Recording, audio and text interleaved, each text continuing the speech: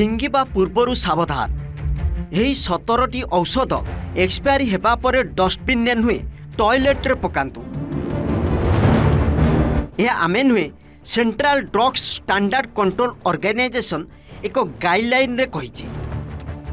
यही सब औषधर तारीख सरीगले यहाकू सीधा सड़क टॉयलेट रे फ्लश करने को संस्था तरफ उपदेश दि जाइछि।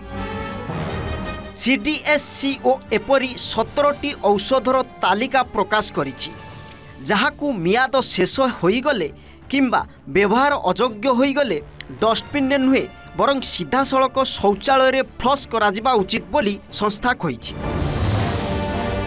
एही औषध गुड़िक मध्यरे ट्रामाडोल, पेंटानिल, ऑक्सीकोडोन, डायजेपाम भली औषध रही। बाईचान्स यह जदि कहा हाथ में पड़े आ भूल रे व्यवहार हुए तेबे जीवन चली जाई पारे।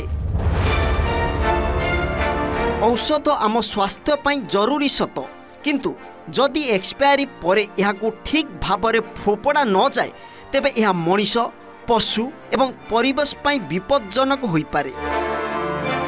एने भारतर सर्वोच्च औषध नियामक संस्था एभली गाइडलाइन प्रकाश करिछि।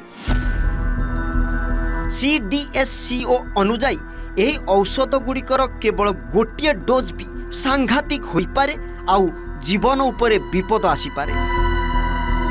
यही औषध गुड़िक साधारणतः जंत्रणा, चाप किंबा चिंता सहित जड़ित रोग पई व्यवहार हुए। अन्य मानक पई यह खूब विपदपूर्ण।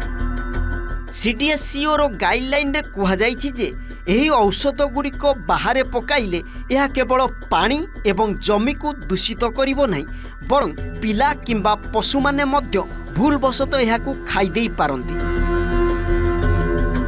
एही गाइडलाइन औषध आईन एवं अन्यान्य आईनगत व्यवस्था अनुसार प्रस्तुत करा जाइछि। Bureau report, OTV।